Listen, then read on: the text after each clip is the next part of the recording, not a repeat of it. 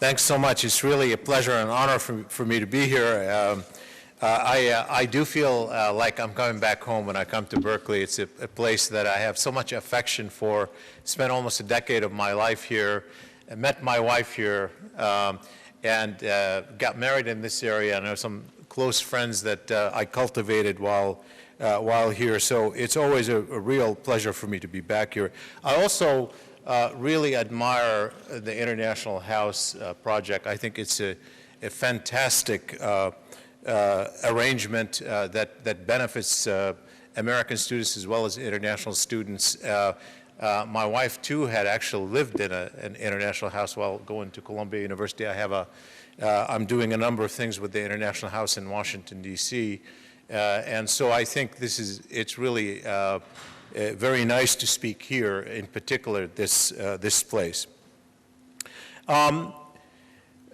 First, allow me to to tell you a little bit about this book that I'm going to talk about tonight, The World Through Arab Eyes, Arab Public Opinion and the Reshaping of the Middle East. I want to just give you a little bit of a flavor about what drove this idea of this project altogether, and tell you about the themes, and then really make three central points that relate to current events, particularly what's happening now in the Arab world. And clearly, I invite questions on issues way beyond the narrow issues that I'm going to address, obviously, in a relatively short talk. There are a lot of themes. But I want to just start with the idea of this book that really started, probably about 20 years ago, actually right after the first Iraq War in 1991.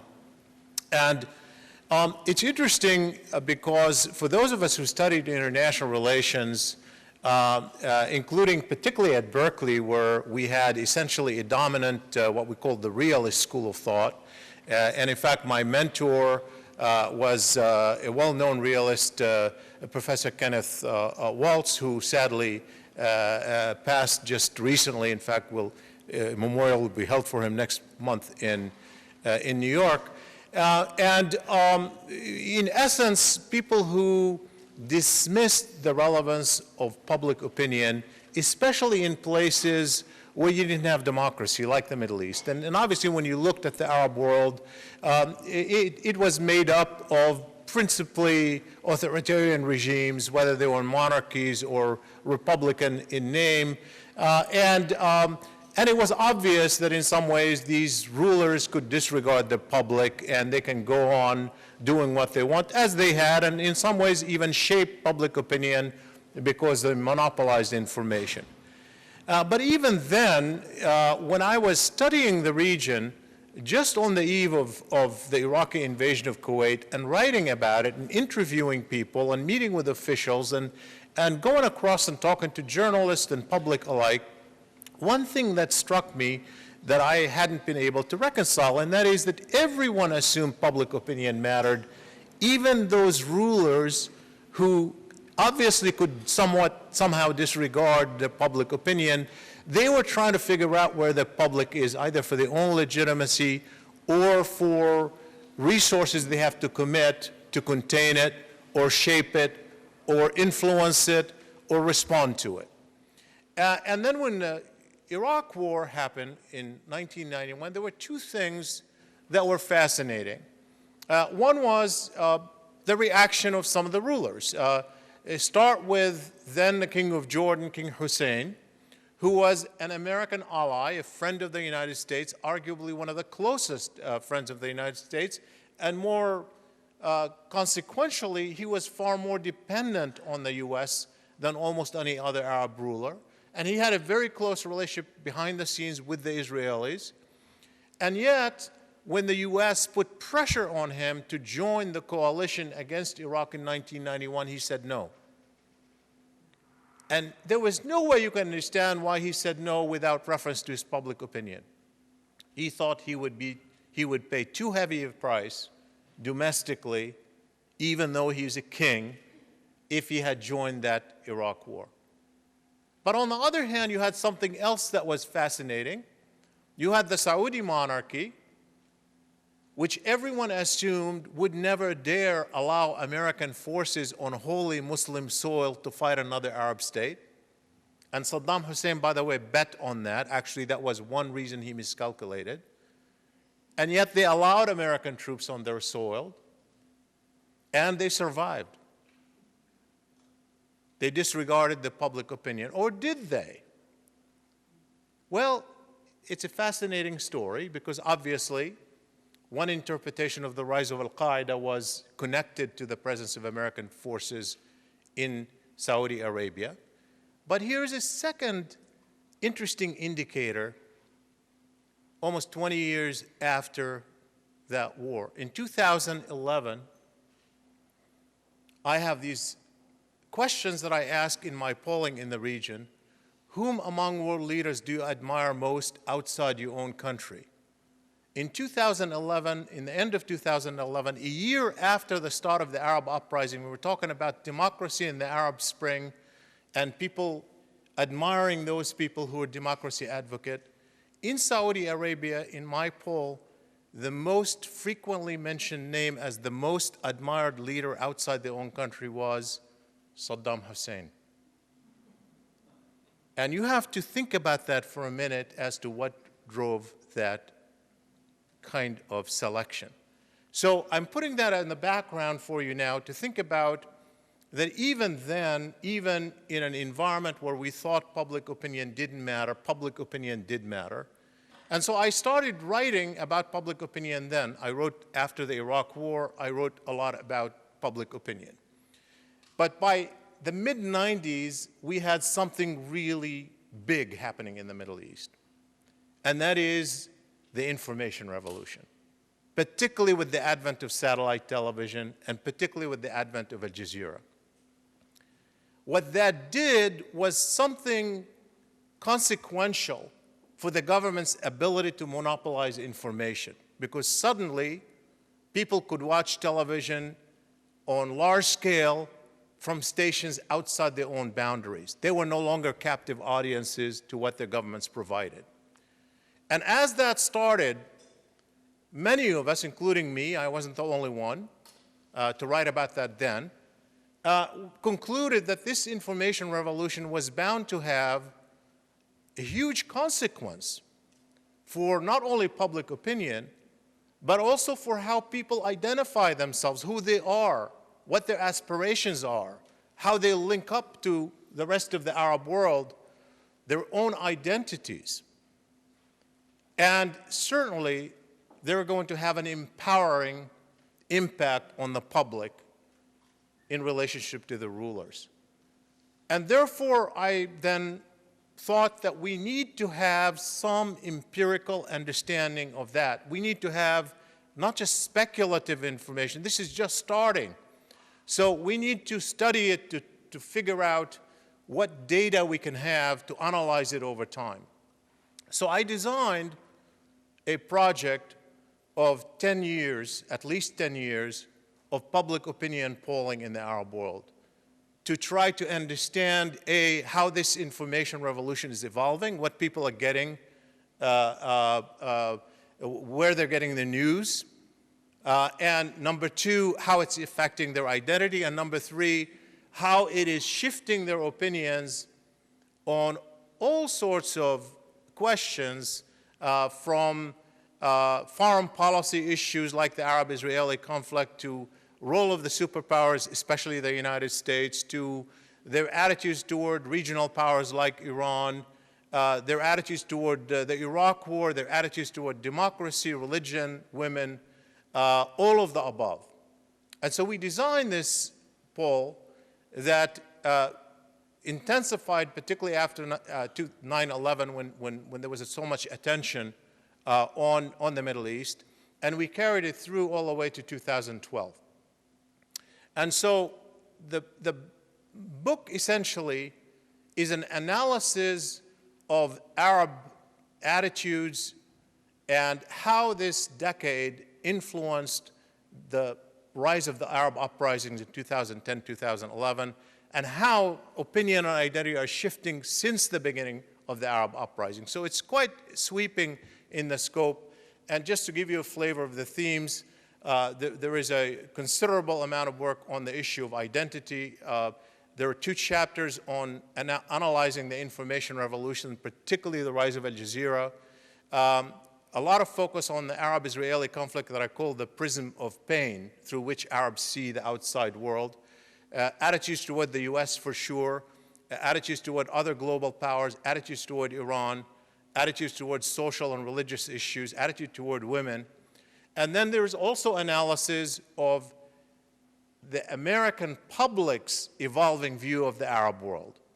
We have done a lot of polling here in America to see how American public opinion is shifting as people, particularly in the post-9/11 era, and then watching the Tahrir Square events, and now since then souring views after what's happened, particularly in the past year. So we've analyzed that as well.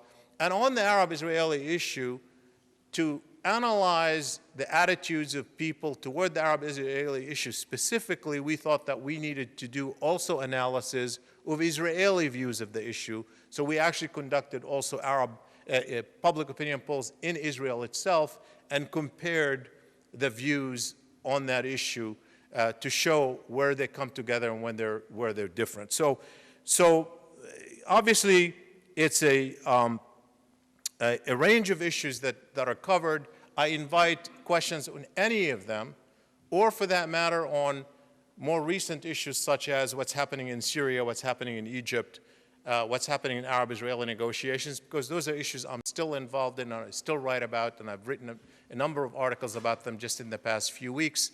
So I welcome questions on that. But I want to focus my formal talk on 3 specific themes that will give you a flavor of what's happening in the region.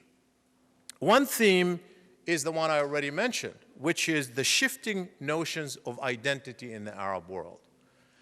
What we don't fully grasp is that opinion is nice and fine to study, but in the end, nothing explains opinion on core issues more than identity, how people identify themselves. And in fact, in some ways, the study of public opinion is intended to understand the framework that people employ when they make judgments, the prism through which they make an evaluation. It's not really so much understanding the opinion as such, because opinion changes from day to day. It is what you want to understand is what is the frame of reference in the back of people's mind when they're making a judgment and asserting an opinion. And identity is very much connected with that.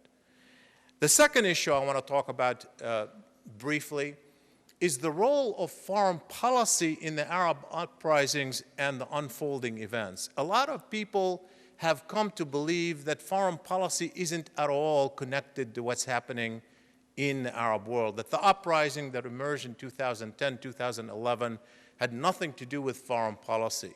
It is a mistake. People are missing something important here that we need to talk about. And the third point I want to talk about, so what are these uprisings about after all? What drives them? What's unique? I mean, we've seen uprisings in the Arab world take place over the decades.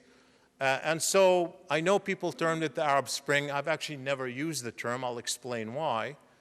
But so what is the fundamental shift that characterizes these new uprisings, and what does that tell you about the likely way they will unfold? So those are the 3 issues I want to talk about. Let me start with the issue of identities. We know that we all are many things, everybody. I know this is an international crowd, an American crowd who probably spent time overseas. We are all many things. We all have multiple identities, and it's fine. We live with them, we coexist with them. And certainly Arabs are, and they have multiple identities. And so an Egyptian is simultaneously an Egyptian and an Arab and a Muslim or a Christian. And that's true of all of us, or a citizen of the world, or some other kind of identification. But The issue is which one do they emphasize more at any given time. And so we designed a poll to try to figure out how that notion of identity is evolving over time. So we asked people, we know you can be all these things, but which one is more important to you today? And what we found in the decade leading up to the Arab uprisings is there was a very clear decline of identification with the state. The people were less likely to say, I'm Egyptian first, and I'm Jordanian first, and I'm Saudi first. And what we found is an increase in the number of people, particularly who say, I'm a Muslim first. And we found that the number of people who say, I'm an Arab first, remained robust and rose just a little bit, but certainly not as much as Islamic identity. There were variations from country to country. They're not all the same. This is an aggregate trend overall. But to give you just a flavor of the variety, the Saudis were the least inclined to identify with the state, in some cases less than 20%, to say I'm Saudi first. The Lebanese were by far the most inclined to say I'm a Lebanese first, despite the sectarianism. And the Egyptians were the most balanced in their identification. Roughly equal numbers say I'm an Egyptian, an Arab, and a Muslim. So there is a variety among Arab states, but the trend was clearly with decline of state affinity. Now, this was taken, I think, by a lot of analysts to mean that Islamists are on the rise, meaning political Islam was the winning ideology and strategy in the Arab world.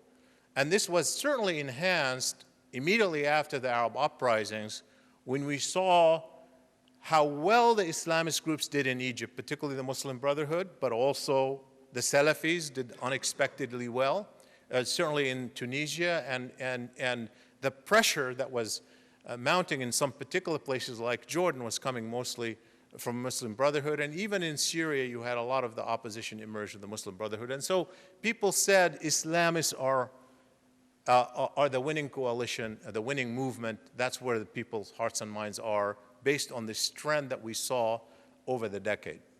Mistake. It's a mischaracterization, and in some ways that mischaracterization led to flawed thinking by the Muslim Brotherhood in Egypt itself, not to justify what the military did, separate issue, but on their understanding of where the public was on those issues, whether it was an embrace or not. Let me tell you how I explain it and what the numbers show. First, part of it is strictly a function of the information revolution. What do I mean by that? Well, 20 years ago, most people watched principally their government TV news for information. Now, in almost every country, certainly in the 6 countries where I poll, Egypt, Saudi Arabia, Morocco, Jordan, Lebanon, and the United Arab Emirates, in every country, when you ask them what is your first source of news, they will mention a source outside their own boundaries, outside their own boundaries. Now, what does that mean? When you are Al Jazeera, Al Arabiya, or any of these transnational satellites, you have a different audience. Your audience is not the local Qatari or the local Jordanian. Your consumer is the prototype Arab and the prototype mostly Muslim, which means when you're trying to get viewership, your strategy aimed at Arabs and Muslims, not at Jordanians and Egyptians and Moroccans and Qataris. So by default, over time, that shift in the media toward transnational media was bound to have reinforcing impact on transnational identity away from local state identity. So there's a part of the trend is reinforcement of the information revolution. But it was more than that. And the way I see it is my own theory about the identity selection is that of the identities that people have, and as I said, people are many things, the one they select most intensely at any given time is driven by 2 tendencies. On the one end, they select that identity which is most threatened. You are what you have to defend, as someone put it. And on the other extreme, you jump on that aspect of identity that promises to be the most efficient vehicle for delivering on your aspirations. And those two, on the two extremes, animate your likely choice of that aspect of identity that you select at any given time. And if you look at that whole decade, you find two things that happen. One is, one reason people dump state identification more readily was the failure of the state. I mean, that we've documented, right? We know people were angry with the state didn't deliver. They didn't deliver jobs, didn't deliver education, didn't deliver freedom. And even more than that, if I were a Libyan living under Gaddafi, what is the state? The state is Muammar Gaddafi. They've known no one but the ruler, so the state is the ruler. If you're angry with the ruler, you can't identify with the state. The state is, and the ruler are one and the same thing at some subconscious level, and the longevity of rulers reinforced the drop in state identification. On some level, when you look at the Saudis, they have a similar problem, but it's reinforced by the fact that the country itself assumes the name of the royal family, Saudi Arabia, after the Al Saud family. And so it is a bit of a problem in how people identify with the state. The rise of Islamic identity is different. You know, first of all, when you say I'm a Muslim first, you're not necessarily asserting a political identity. Sometimes it's a religious identity, sometimes it's a cultural identity. But if you are, as I suggest, what you have to defend, you rally behind that aspect of identity that you feel is under assault. And Muslims over the past decade felt that Islam itself in the post-9/11 was under assault. And there was a rallying behind that identity. And by the way, it's interesting because analysis of African Americans, as many experts have said, when you look at people who have a white parent and an African American parent, like our president, Barack Obama, you ask the question, wait a second, now why is he an African American? Why is he not a white man? Well, because you are what you have to defend. And I think that sort of thought that when people say, I'm a Muslim, sure, some of them are saying it for religious reasons, some of them are saying it for political reasons, but many of them are saying it because I don't have to apologize for the fact that I'm a Muslim. I don't have to apologize for the fact that Sharia law is the law of Islam, even if I'm not passionate about it. And many of us who, particularly Americans who spend time overseas, they can be critical of the government here, but when you're in a company of people who are attacking America, you find yourself defending rather than attacking. That's just the way it works. So I think what we have to understand is some of that is not connected necessarily to the rise of political Islam, but we have more data suggesting that. Let me just give you two examples. One is that when we asked Egyptians in 2012, just before the presidential election that led to Morsi's election, we asked, do you want Sharia law to be a basis of the Constitution? By the way, it was under Mubarak, just to put that in perspective, so it's not like it's a new thing. About 2/3 of Egyptians say yes. And by the way, on top of that, Egyptians identify themselves as among the most religious people in the world, undoubtedly. But then when you ask, do you want Sharia law to be interpreted literally, or do you want it to be adapted to modern times? The overwhelming majority, over 80% of those who say yes, they say adapted to modern times. It's a completely different concept about what they have in mind. It's very difficult to be a Muslim and say you don't accept Sharia. Because, by the way, the word legitimacy in Arabic is derived from the word Sharia, Shari. It's very difficult to see. That's what led the influential Egyptian journalist Mohammed Hassan Nasrallah to say, Egyptians have proven that they love they're a secular, civil society that loves religion. And so you have to understand those two tendencies. And I think that's something that has not been fully understood about these sweeping changes that are taking place in the region. The second point I want to make has to do specifically with the centrality of foreign policy. And I think one of the observations that most analysts made pertaining to the uprising, starting in Tunisia, then sweeping through Egypt, and then Libya and Yemen and Bahrain and Syria, was that by and large, the slogans of the Arab people who were revolting against the rulers were not characterized by emphasis on foreign policy, not even the US and Israel. Because it's far too important to be dismissed. And let me give you examples of that. Now, it's true, if you looked at what drove the Arab people, of course they wanted to throw out autocratic rulers who prevented them from having better lives and who controlled their lives in many instances. They wanted freedom. And they wanted better economy, for sure. And they wanted better jobs, and they wanted better education, for sure. All of that is true in their relationship with the rulers. We've known that for decades. There's nothing new about that. And yet it happened in 2010, not in 2000 or 1995. So something else had to add up to more anger with the rulers.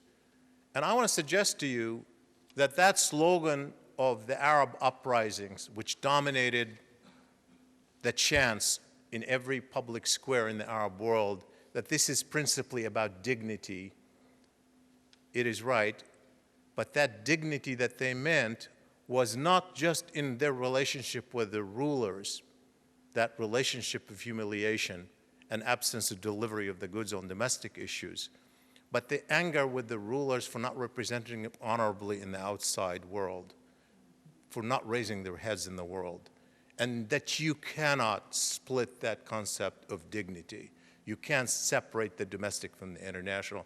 Let me give you 3 examples from the history of that decade. Number one, you know, we forget so quickly, it's unbelievable. If you look at the debates in the Arab world, what empowered the public for the whole debate preceding the Arab uprisings? What was the media focused on? What was Al Jazeera pitching? What put Al Jazeera on the map of the Arab world in the same way that CNN was put on the map in the 1991 war? What put all of these people on the map in terms of the debate? It was a decade of foreign policy domination, starting with the year 2000 with the collapse of the Israeli-Palestinian negotiations, the rise of the Al-Aqsa Intifada, and the bloodshed between Israel and the Palestinians that dominated the screens and the debates and the anger in all of the Arab states, followed by our own tragedy of 9/11 and how we chose to respond to that tragedy, particularly the Iraq War, that dominated the anger in the Arab world, had huge consequences, refugees, economic disaster, pain, pictures on TV of horrors and abuse for much of that decade, followed by the 2006 Israeli war with Hezbollah in Lebanon, followed by the Israeli war with Hamas in Gaza in 2008, 2009. It was a decade dominated by foreign powers intervening, where the public was on one side of the issue and the governments were on another side of the issue. And it was a humiliating decade for Arab people, and anger with the rulers that they saw as either tacitly accepting what they should have rejected, or even worse, sometimes collaborating in events that went against their aspirations. We forget that decade, but that's the decade that led to the uprisings. Second, we have also polls on what defined these outlooks. One of the questions I ask in the polling is, Whom among world leaders do you admire most? I already mentioned about 2011 in Saudi Arabia.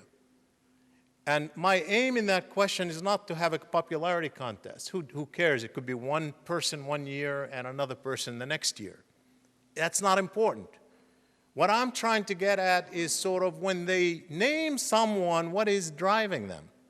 Why are you naming this one but not someone else at any given time? Well, let me give you the selection and you tell me. I don't even have to tell you what might be driving their selection. 2003, 2004, the Iraq War.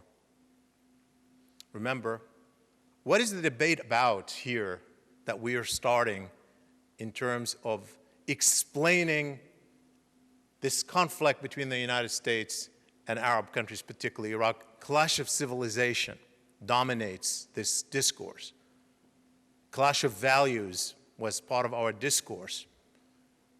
And then in the middle of that, in the anger about the Iraq War, I asked, whom among world leaders do you admire most? And the number one name that emerges in those years,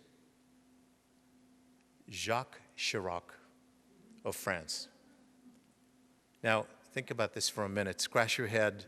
I thought he was a leader of a country that had imperial history in the Middle East, a country where, in fact, there was a little bit of, I love France, don't get me wrong, but I'm just looking at this context in which we're operating, and they're selecting Jacques Chirac in the middle of immigrant issues pertaining particularly to Arabs and Muslims. What is going on here? Well, you know, there were two things that were going on.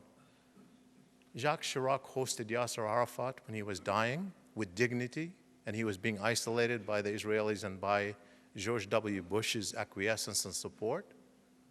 And he was seen to have stood up to George W. Bush at the UN and said no to the Iraq War. Those are the two issues that dominated their perception. So they reward Jacques Chirac.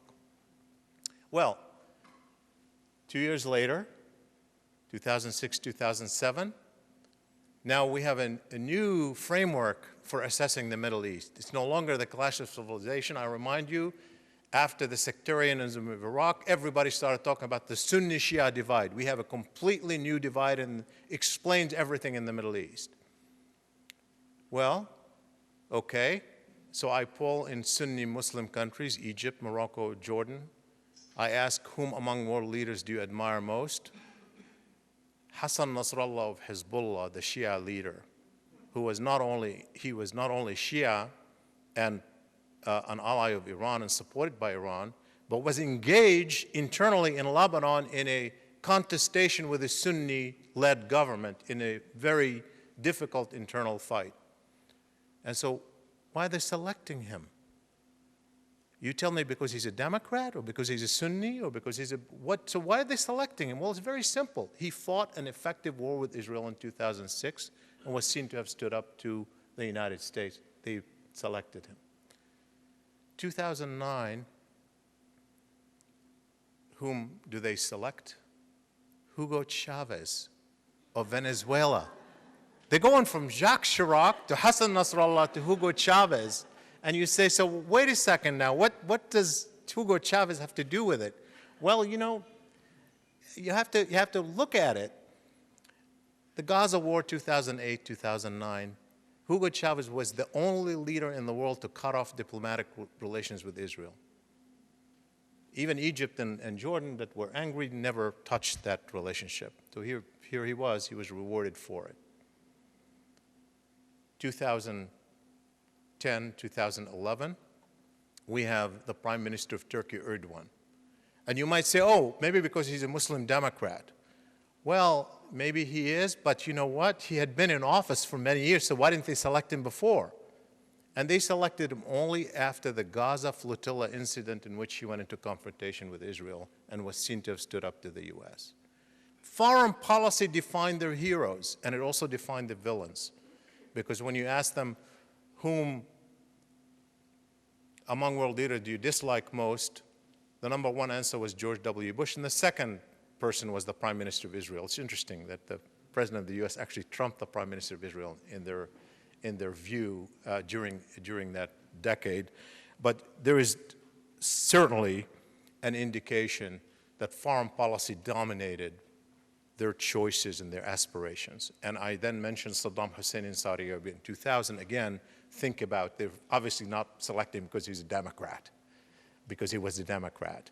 They were selecting him because they're looking for a defiant leader to stand up to some of the issues, including Iran, including the US, in the case of the Saudis. Let me give you a third indicator. And that has to do with the issue of identity that I spoke about earlier. Now, think for a moment about what I said about the decline of affinity with the state and the rise of transnational identity, Muslim and Arab, that fewer than half of Arabs identified with the state. What does that mean?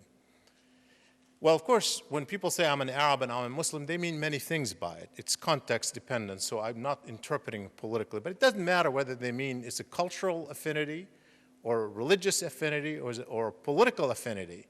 When you assert yourself as an Arab, as a Muslim, you are tying yourself to Arabs and Muslims outside your own boundaries.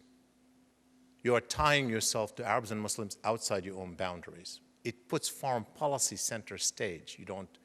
It links what happens to other Arabs and Muslims to your vision of what's important to you. And even more directly, I asked a question.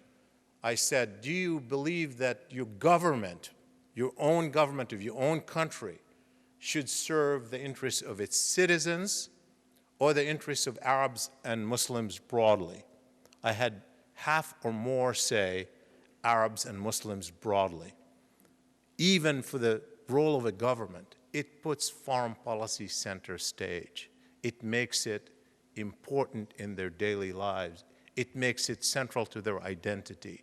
You can't separate how they evaluate their government simply by looking at the domestic issue without looking at the consequences outside the boundaries. They're tied together.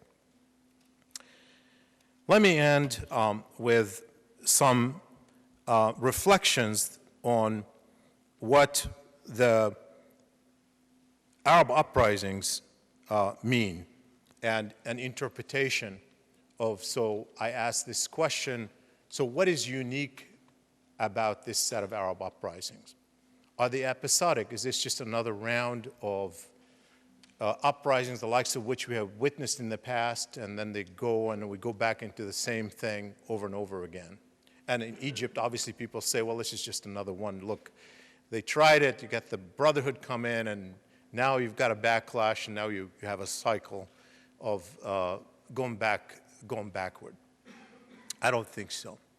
I think there's something profoundly new, and let me tell you what it is. And I'm going to end with this series of points by deviating from my style so far by reading a couple of passages from my book, particularly from the concluding chapter. Now, the concluding chapter has 8 central points that cover a wide array of issues pertaining to the impact of Arab public opinion on the uprisings, but I'm only going to focus on 3 of them for now as a way of concluding. First, the processes unleashed by the Arab revolutions are not episodic and are likely to endure. They represented an unprecedented public empowerment that transcends national boundaries, an awakening on a greater scale than ever before. Although the Arab public uprisings were not caused by the information revolution, we've long known about Arab public anger in the Arab world, the tools of information revolution constituted new mechanisms for effective organizations, raised expectations, and empowered individuals in the region in ways that were unavailable before. Given that this information revolution continues to expand, public empowerment, restlessness, and assertiveness are not likely to go away. In my own, analysis of this public empowerment, particularly the empowerment of the individual, I say compare it a little bit with what happened in Europe with the Industrial Revolution. It was a completely different mechanism. It was economic-based, but essentially the economic empowerment of the individual led to an empowerment of the individual that was political and social, that created transformation. It was the rise of individualism, if you wish. Now, we don't have, for now, a parallel economic revolution as such. We have elements of it in the Arab world. But I think the information revolution has created a sense of empowerment by the individual, rising expectations and tools to influence events in unprecedented ways. And I see it as expanding by definition. No going back on that one. Second, the uprisings of the consequences will play themselves out differently in each country. And the key factors in most instances will be the relative ethnic and religious homogeneity of the populace, the relative wealth of the state, and the government's flexibility in providing credible steps for reform. Public empowerment does not entail public unanimity. In fact, divisions contained in the past are likely to rise. This is what we really see in, whether it's in Egypt, where suddenly people said, oh, where did the Salafis come from? They won 28% of parliamentary elections. Well, they were in power too. It wasn't just the liberals. Everybody is empowered. And people are looking at Syria and say, where did all these groups come from? Well, everybody is empowered. So there is not necessarily unanimity. There's more divisions that come to the forefront. These divisions include, but are not limited to, sectarianism. The more heterogeneous a country is, the more likely it is to experience extended conflict. It's what we see in Syria. And I think that's what we'll see in Bahrain. Certainly this has been true in Yemen, Syria, and Bahrain, where there is sectarian diversity, but it is likely to be also true in countries like Egypt and Tunisia. This was written, by the way, before Morsi's overthrow, where there are sharp ideological divisions between secularists and liberals on the one side and those who are more determined to see stronger intrusions of religion into politics. So it's not just limited to sectarianism. Each can mobilize an empowered constituency, which is a normal part of mature democratic politics, but in environments of unstable transitions, it is also a potential recipe for confrontation and exploitation. Third, while the importance of public opinion is increasing, that public empowerment makes the public more relevant than in the past, for sure. We see it already. Public sentiment is never the only factor in determining political outcomes or directions of policy. This is, of course, true even in mature democracies. Witness the relative low turnout in our own elections and the increasing role of campaign contribution in shaping the outcomes of American elections. In practice, individuals and groups don't count equally, even if they do in theory. The power of people to demonstrate and to revolt does not translate into parallel power in democratic politics. This was visible early on following the Egyptian Revolution, as Egypt embarked on democratic elections. If the Arab uprisings were particularly remarkable in the seeming lack of need to rely on strong political institutions and organizations to mobilize large numbers of people, the electoral politics that followed showed how important organizations remain for effective politics. Organizations are partly dependent on resources, and resources will continue to be unevenly divided across society. Commercial interests, we see that in Egypt, will find a way to organize and to have their voices heard disproportionately. The media are increasingly diverse, but given their modest ability to generate income, most media outlets, including Al Jazeera, remain dependent on those who have resources and political agendas.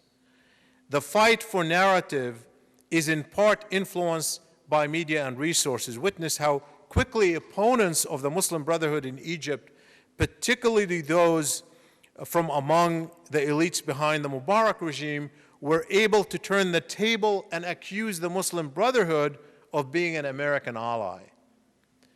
The militaries in every Arab country will continue to matter a lot.